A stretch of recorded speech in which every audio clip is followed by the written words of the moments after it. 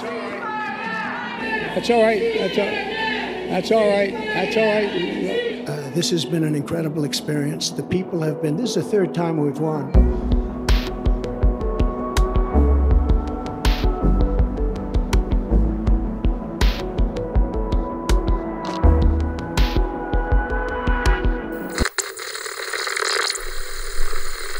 Hai, saya Rifan Dwi Astono.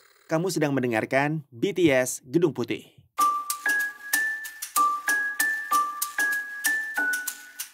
Happy New Year pendengar BTS Gedung Putih. Happy New Year Patsy.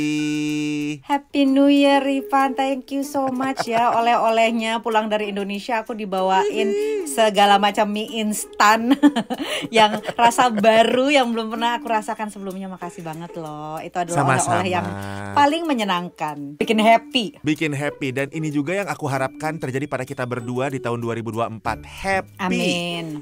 Walaupun tahun ini adalah tahun yang bakal tetap sibuk buat kita berdua, karena tahun ini tahun pemilu, gak cuma di Indonesia tapi juga di Amerika Serikat nih pendengar. Oh my god, tahun mengerikan sih kalau aku bilang tahun 2024 ini adalah kok kayaknya oh my god, ya kan pemilu pilpres seperti kamu bilang, yes, di Amerika dan di Indonesia. Kemudian dengan segala macam konflik yang berkecamuk, ya itu emang kerjaan bakalan banyak banget sih tahun ini, Van. Jadi sejujurnya nih I'm a little bit scared of 2024. Jangan salah, bulan 1 aja belum beres, Pets. Kita masih ada di pertengahan bulan, jadi jangan sampai kita capek duluan.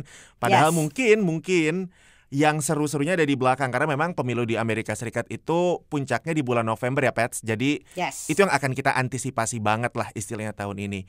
Tapi seperti yang tadi Patsy bilang, sebetulnya yang dihadapi di Amerika Serikat itu bukan cuma pemilu yang paling penting, tapi juga soal kebijakan luar negeri Amerika Serikat. Karena ini nih konflik-konflik di Timur Tengah, Ukraina, Rusia, terus di Asianya ada Taiwan, Tiongkok, itu masih berkecamuk dan masih diawasi dengan sangat seksama sama Amerika Serikat. Enaknya kalau kita pengen istilahnya meninjau ke depan lah apa yang perlu kita antisipasi tahun ini. Kita mau bahas dari mana dulu nih, Pets? Mau ngomongin soal pemilu dulu? Boleh. Jadi secara umum kalau pilpres di Amerika Serikat itu, meskipun tadi Rifan bilang baru mulai November, cuma kan sistem di Amerika itu diawali dengan yang namanya primaries and caucus, ya kan? Ini pemilu awal, pemilu pendahuluan. Basically dari masing-masing partai dilakukan pemilu untuk menentukan siapa kandidat yang akan maju. Kalau untuk Partai Demokrat yang akan maju sudah pasti Joe Biden, karena dia adalah incumbent, petahana, dan bisa dikatakan tidak ada pesaing yang signifikan. Kalau dari segi partai oposisi, Partai Republik itu ada sejumlah calon, tapi paling unggul itu adalah tidak lain dan tidak bukan Donald Trump. Yes, dan sejauh ini seberapa yakin bahwa nanti di November nanti yang akan saling berhadapan itu adalah Biden versus Trump? Akan terulang lagi nih istilahnya pemilu 2020 yang lalu. Ya, jadi kalau dilihat dari berbagai jajak pendapat, sekarang ini pemilu pendahuluan sedang dilangsungkan di sejumlah negara bagian, dimulai dengan dari Iowa. This has been an incredible experience. The people have been. This is the third time we've won, but this is the biggest one. Dan sistemnya dalam Amerika Serikat itu memang seperti itu. Beberapa negara bagian dilakukan, nanti baru kemudian akan ada konvensi sekitar bulan Agustus, bulan September untuk menetapkan siapa yang akan menjadi kandidat yang maju. Cuma dari berbagai jajak pendapat yang dilakukan sekarang ini, apabila pilpres dilakukan hari ini, rakyat Amerika itu milih siapa? Itu dari jajak pendapat terakhir dari Reuters, Joe Biden 35%, Donald Trump 35%, dan sisanya adalah yang lain-lain atau tidak tahu 30%. Nah, dari sini bisa kita tarik beberapa indikasi ya. Yang pertama adalah oh my god, orang yang mau memilih Biden dan memilih Trump itu sama ya porsinya. Dan tidak mayoritas dalam arti bahwa sepertiga rakyat Amerika pengen Biden, sepertiga rakyat Amerika pengen Trump, sepertiga lainnya tidak tahu atau bahkan mungkin tidak mau memilih.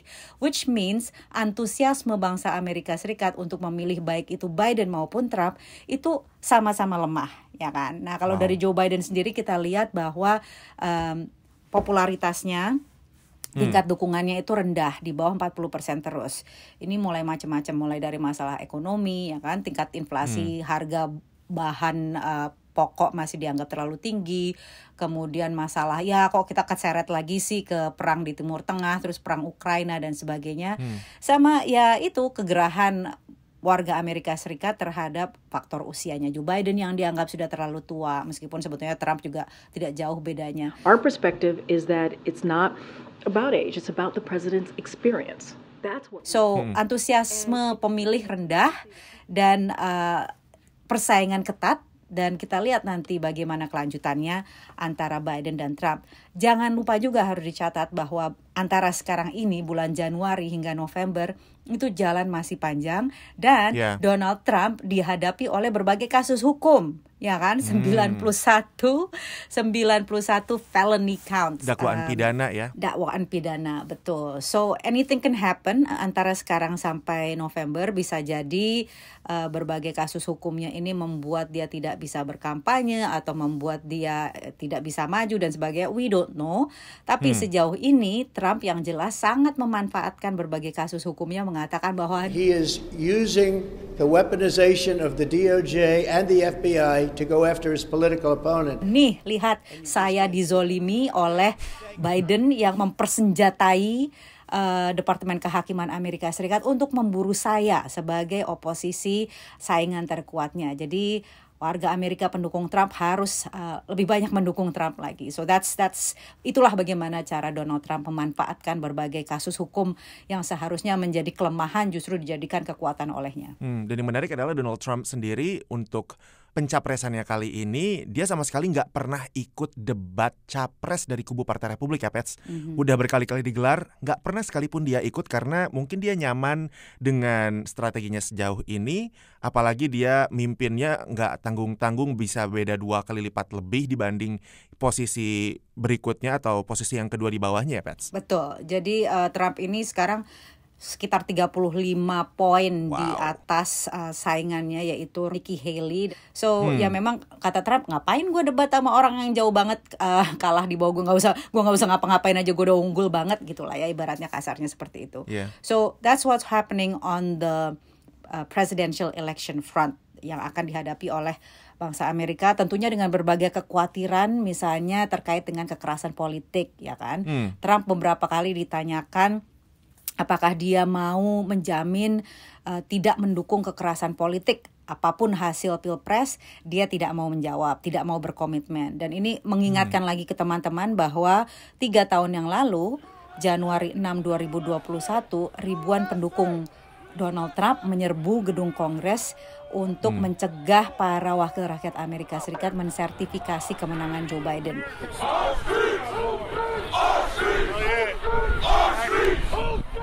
Jadi sejarah political violence, kekerasan politik itu sangat dekat dengan ingatan bangsa Amerika Serikat, khususnya bagi para pendukung Joe Biden ya, yang khawatir bahwa hal seperti ini akan terjadi lagi. Tapi kalau pendukung Trump tentunya melihat bahwa enggak kok, itu bukan kekerasan politik, itu adalah patriot ya, pahlawan. Karena itu pernyataannya Donald Trump sendiri seperti itu, dan justru dia menyalahkan pihak lain yang mengatakan bahwa itu kekerasan tersebut dikompori oleh pihak-pihak Antifa atau bahkan pihak FBI.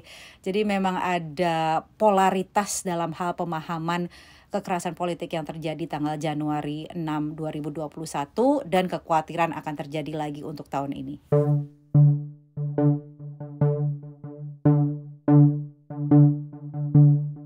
Ini menarik sih kalau ngomongin soal mungkin betul-betul terjadi persaingan lagi antara Trump versus Biden, karena ini dua-duanya sekarang kandidatnya sama-sama udah punya pengalaman sebagai presiden. Trump di tahun 2017 sampai 2021, Biden dari 2021 sampai ya saat ini gitu kan ya. Memang lebih sulit untuk petahana ya Pets biasanya, karena mereka harus membuktikan kinerja selama mereka lagi menjabat sekarang ini. Dan Biden sendiri kayaknya lagi terseok-seok di polling, selain karena masalah umur juga karena tadi faktor ekonomi dan kebijakan luar negerinya yang kayaknya sekarang justru ditentang oleh sebagian pendukungnya sendiri ya Pets, terutama untuk masalah Israel-Hamas ini ya Pets. Ya betul, jadi selain tekanan ekonomi, kemudian faktor usia, faktor kebijakan luar negeri juga memberatkan Biden, khususnya terkait dengan isu dukungannya terhadap Israel di Gaza. Without light, there's no path from this darkness. If you really care about the lives lost here, then you should honor the lives lost and call for a ceasefire in Palestine. Ceasefire now! Ceasefire now! Ceasefire now! Ceasefire now! That's all right. That's all right. That's all right. That's all right. Jadi untuk urusan Gaza ini Biden memang sangat benar-benar terjepit ya. Di satu sisi dia harus mempertimbangkan para pemilih pro-Israel ya, warga Amerika keturunan Yahudi misalnya yang jumlahnya itu banyak ya. Di Amerika ini jumlah orang Yahudi, keturunan Yahudi itu sama jumlahnya dengan di Israel, 6-7 juta. That's something that you have to remember untuk menganalisa kenapa Amerika Serikat selalu berpihak pada Israel. Selain ada faktor-faktor yang lain termasuk kepentingan Amerika Serikat di Timur Tengah secara geopolitis dan sebagainya. Tapi di lain pihak Biden ini juga ditentang oleh para pendukung Demokrat, khususnya warga Demokrat muda dan warga Demokrat progresif yang melihat bahwa dukungan Amerika Serikat terhadap Israel ini tidak menjamin keamanan Amerika Serikat. Ini berlebihan kelakuan Israel di Gaza dan sebagainya. Biden, you're a liar! Biden, you're a liar! We demand a ceasefire! We demand a ceasefire! Dan selain itu jelas warga Amerika keturunan Muslim, warga Amerika keturunan Arab itu sangat-sangat marah dan bahkan mereka ini sudah mengorganisir kampanye Abandon Biden, tinggalkan Biden. Dan mengatakan bahwa udahlah nanti kalau misalnya dia begini terus kita nggak akan dukung di Pilpres nanti. Dan ini kunci karena khususnya di negara-negara bagian seperti Michigan yang jumlah warga Arab, keturunan Arabnya sangat tinggi sekali. Dan Michigan ini merupakan salah satu negara bagian yang disebut sebagai swing state yang bisa menentukan arah Pilpres. So it's complicated buat Biden. Masalah Gaza ini bukan hanya masalah politik luar negeri Amerika Serikat, namun juga bisa menentukan dukungan yang diterimanya nanti pada saat Pilpres bulan November.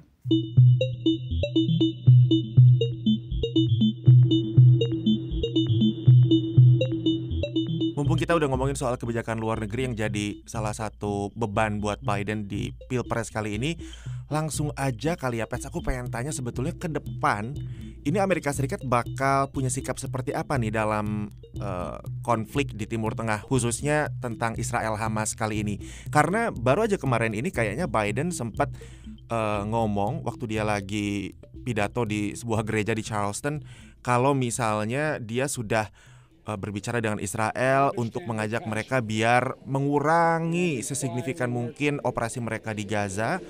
I've been quietly working with the Israeli government to get them to reduce and significantly get out of Gaza. Tapi kok kayaknya sikap pemerintahan Biden ini nggak sama dengan apa yang dia katakan, karena mereka masih tetap mendukung Israel untuk menumpas Hamas, dan mereka juga tidak mau mendukung ceasefire atau gencatan senjata seutuhnya. Ya, ini jadi sampai sekarang secara resmi pemerintah Amerika Serikat menyatakan bahwa gencatan senjata itu hanya akan menguntungkan Hamas, memberikan Hamas kesempatan untuk regroup, memperkuat kembali. Dan ini adalah ya sikap Amerika Serikat yang sulit dimengerti oleh berbagai pihak termasuk Indonesia misalnya ya, dan berbagai negara-negara Global South lain. Bahkan sekutu-sekutu Amerika Serikat di Eropa, negara-negara barat yang lainnya, Jepang dan sebagainya sudah menyerukan untuk udahlah gencatan senjata. Il doit s'engager dans un cessez-le-feu qui permette également, je le disais, la libération des otages. Joe Biden masih satu-satunya yang mengatakan gencatan senjata itu terserah Israel, siapnya kapan.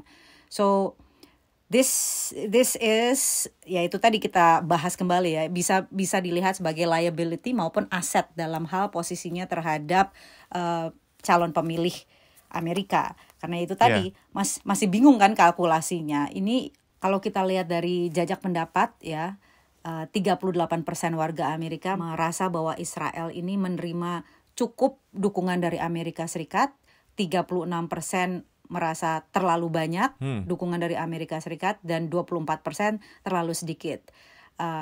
Tapi sebetulnya yang harus diperhatikan sama Biden kan bukan warga Amerika secara keseluruhan, tapi kira-kira siapa calon pemilih yang masih bisa diraihnya ya kan, which is Demokrat dan Independen. Kalau untuk Republik udah lupakan ya, I mean they're not going to vote for him anyway.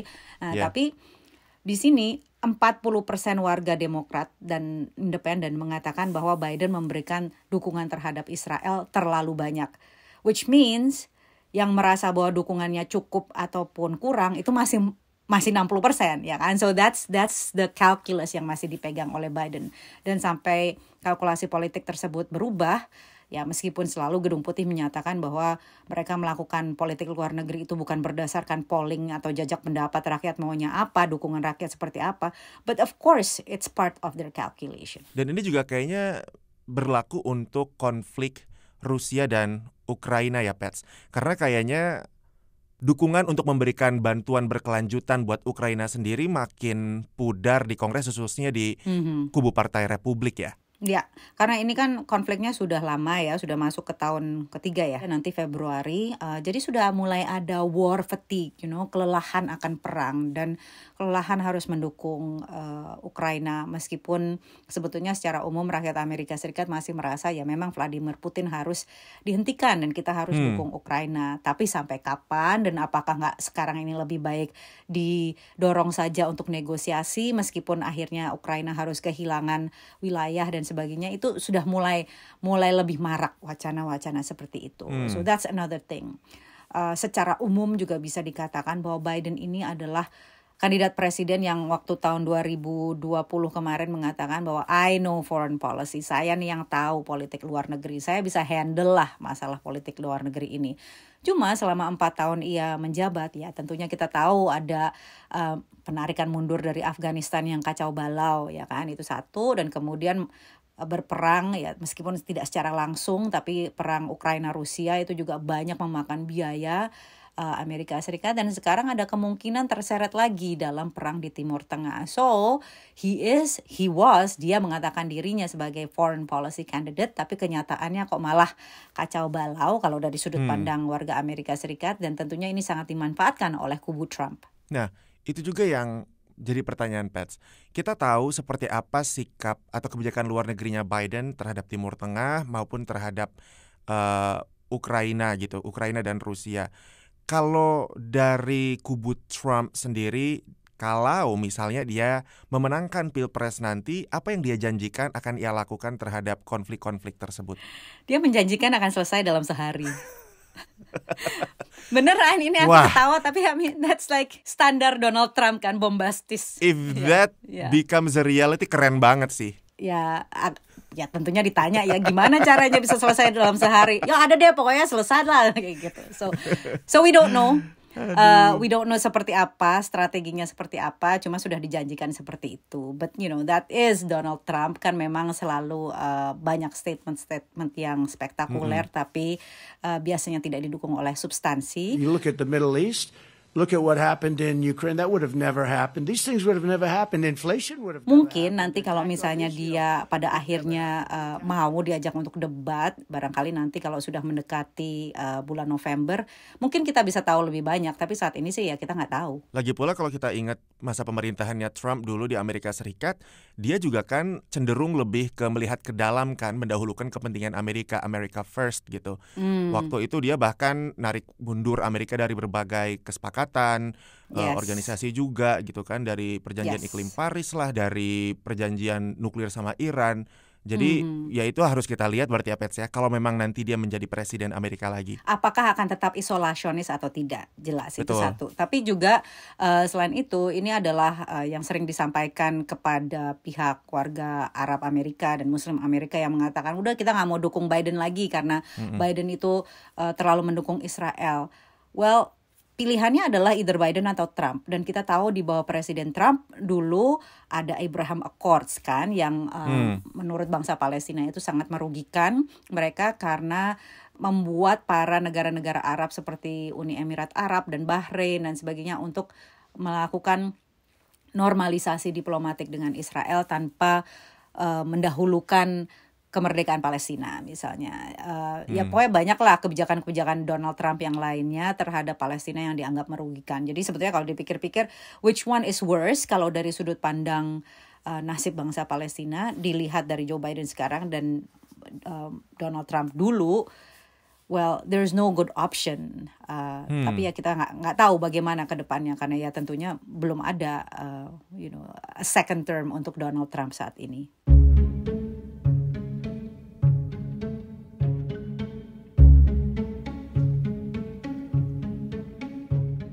Satu hal lagi Pat sekarang setelah kita ngomongin Ukraina Rusia sama Israel Hamas adalah soal Tiongkok dan juga Taiwan. Taiwan juga pemilu tahun ini dan Tiongkok juga sepertinya sedang mengambil ancang-ancang untuk mengambil suatu tindakan karena kita udah tahu selama ini memang Beijing itu punya impian untuk melakukan reunifikasi gitu ya, menyatukan lagi antara Cina Daratan dan juga Taiwan. Amerika Serikat kayak gimana Pets sikapnya untuk menghadapi hal ini? Jadi ketegangan antara Amerika Serikat dan Tiongkok itu diperkirakan akan tetap tinggi tahun 2024 ini. Bahkan mungkin kalau misalnya sampai terjadi apa-apa misalnya Tiongkok akhirnya mencaplok Taiwan, kemudian Amerika Serikat terseret di dalamnya. Karena meskipun secara Taiwan ini bukan sekutu militer Amerika Serikat, jadi tidak ada kewajiban Amerika Serikat untuk mempertahankan Taiwan apabila dia diserang. Tapi Amerika itu punya yang namanya Taiwan Relations Act tahun 1979. Ini adalah undang-undang yang mengatakan kalau Taiwan diserang kita akan memberikan dukungan, termasuk dukungan senjata. Tapi tidak ada kewajiban membela Taiwan. We certainly want to help in the defense of Taiwan. It's very important to us. We want to deter the Chinese Communist Party. Namun Presiden Biden sudah 4 kali mengatakan bahwa kalau misalnya Taiwan diserang dia akan komit untuk membela Taiwan. So, this is an issue yang memang menjadi duri dalam daging antara hubungan Tiongkok dan Amerika Serikat. Selain banyak isu lain ya, termasuk isu masalah tarif, hubungan dagang yang sangat punitive, sangat menghukum antara satu sama lain. Yeah. Dan kemudian masalah aktivitas Beijing di Laut Cina Selatan misalnya, dan berbagai hal termasuk tuduhan koersi ekonomi yang dilakukan oleh Tiongkok. Jadi memang ini adalah strategic rivalry disebutnya gitu kan oleh Washington, rival yang strategis, tapi baik Beijing maupun Washington itu berusaha agar jangan sampai pecah perang. Whether or not they can do this, that's going to be a big question in 2024 karena Amerika Serikat satu sudah disibukkan oleh Ukraina, sudah disibukkan dengan Gaza, sepertinya berat kalau misalnya harus disibukkan lagi dengan Taiwan. Itu pertimbangan dari Washington. Tapi pertimbangan dari Tiongkok pun ekonomi Cina sekarang sedang lemah. Jadi nobody wants another war. Right. Hopefully bisa seperti itu.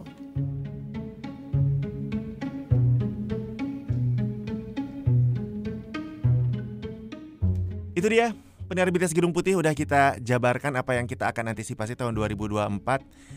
Gimana Pets, apakah kamu optimis? Setelah kita kupas satu-satu barusan. Kecil, it's fine. Ya semoga beneran ya sampai akhir tanggal 31 Desember 2024 kita masih bisa bilang ya 2024 it's fine kan. Ini the way I think about it adalah kalau misalnya memang if environmentnya itu mengerikan, challenging, the best thing that you can do is just take care of yourself, ya nggak sih? Makanya sekarang aku, eat better, kemudian move more, eat less sih sebetulnya, eat less, move more, play more, ya gitulah. Mudah-mudahan bisa. Ya, yang bisa kita kendalikan kan memang diri kita sendiri ya. Kita nggak bisa mengontrol yang lain-lain di luar itu. Yes.